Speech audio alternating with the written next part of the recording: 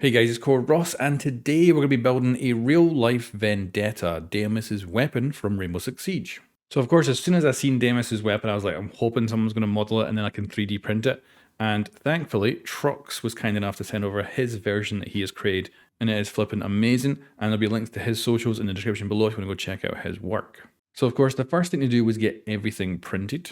In some parts, like the barrel, were going to be very simple to do. However, the main body that houses like the trigger and all that was going to be a pain in the ass. No matter which way I printed that, there was going to need to be a lot of support, which means a lot of cleaning up afterwards. And then also the handle, either I could split it into two pieces or print it as one. But if I want to print it as one, I got to figure out how the heck it's going to stay on the printer bed when I'm printing.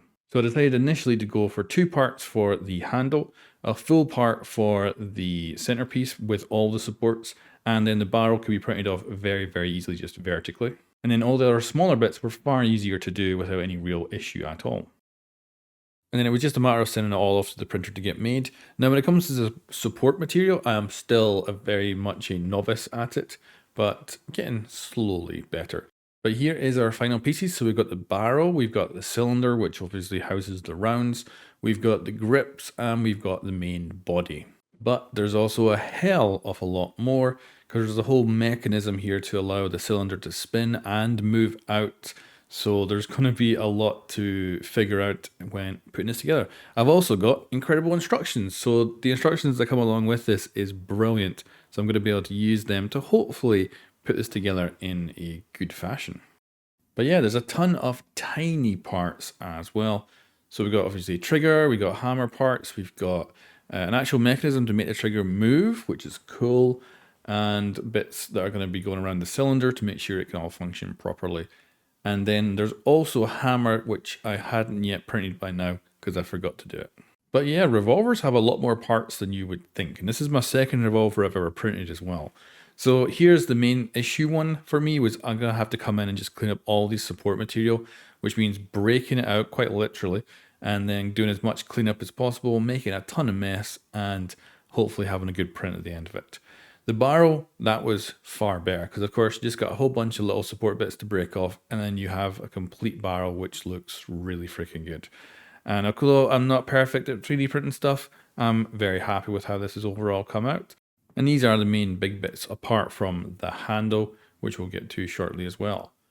But yeah, this was the mess after all the cleanup. So of course, had to do a bit of hoovering. And then it was onto the handle, and I noticed something was a bit wrong with the handle. I thought these printed off really well, but in fact, they were a bit curved. So much so that there was no way they're going to glue together.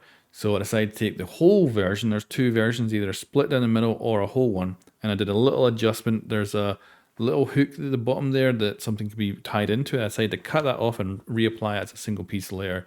So having a nice flat surface to print on. 20% cubic infill as well to make it nice and solid. And I do miss that I'm losing the layer lines on those side pieces because it looks more like wood. And if I get a matte black paint job, I think it would look like wood. But this is my new handle. So as a whole thing, which is great. It feels better in the hand and probably should have just done this from the start. But I wanted to give the split parts a go. There's also another big bonus to the whole part too, is that it actually clicks in without any glue needed. So it's going to be a much better construction overall, I think. And visually it will look better. Now what I did is I printed off the bottom part, as you can see, separately, so we could actually glue it on. So that's where it would normally be some sort of a hole for like having a cable or whatever connected to the weapon itself. But yeah, the Vendetta is really starting to come together now. So I'm beginning to fit things on. So we've got the body connected to the barrel. We're going to put the actual sights on the weapon too. Simple bits to glue in, so that's going to be really easy. And then it's just a matter of getting it ready for painting. But overall, I am extremely happy with how this is coming together so far. Whole thing is looking great. And I'm getting kind of excited. Now, what's going to be the more complicated part will actually be the cylinder, getting that all connected up properly. It needs a spring as well in it.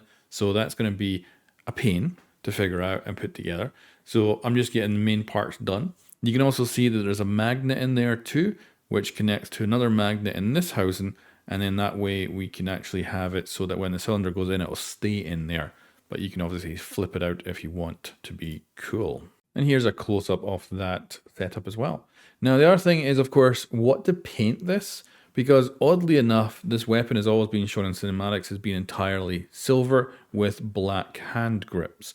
However, in game, the cylinder actually has black paint on it. So of course I had to decide what I wanted to do, go for the in-game version or the cinematic version, and I decided to go for the cinematic all silver with black grips. Of course, the in-game version also has a custom scope, and he did send over all the files for that as well, along with instructions, but I decided not to make the scope for this thing. I want this thing just to be the weapon with iron sights. We've always seen it in that configuration in the most cinematic ways that it's been shown off, and to me it is the more impactful version. And here it is with the initial paint job. So it's looking pretty damn good. And I think when this all comes together, it's actually going to look exceptional. You can also see the black handguard there ends up looking brilliant. Spray painted it with matte black. And you can also see obviously where I did the cut for the 3D print, but I think it works okay. The only minor change I'd make to this model is the 3 little dots on the end of the barrel, which are for venting gas from the barrel. They don't actually connect to the barrel. They should go into the barrel, but that it is correct for the in-game model. The in-game model is exactly the same. It doesn't go through to the barrel, but that is the only minor change I think I would actually do to the overall design. And yeah, it's ended up coming out really freaking good. And this weapon, of course, very iconic. Since I've first seen it, I've wanted to 3D print it. And I'm extremely happy with the handle here. Matte black paint job, and overall actually looks extremely nice. So super happy with it. And this should, when we come to put it all together, click into place with no glue.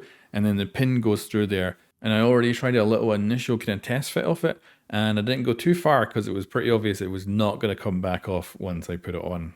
And initially, like I say, I wanted the two halves to be put together with the layer lines to make it more like wood, but I'm actually kind of glad that it ends up looking like a layered plastic. Gives it a much more composite feel, which I feel actually is what Deimos probably is rocking, rather than actually being a wood handle. I assume it is some sort of composite. But yeah, there is our up close details, and you can really see that it's pretty gorgeous. My only minor thing is that those don't lead anywhere. I'll probably paint them black at the end of the very end of the paint job, but that is the most minor of changes I would recommend.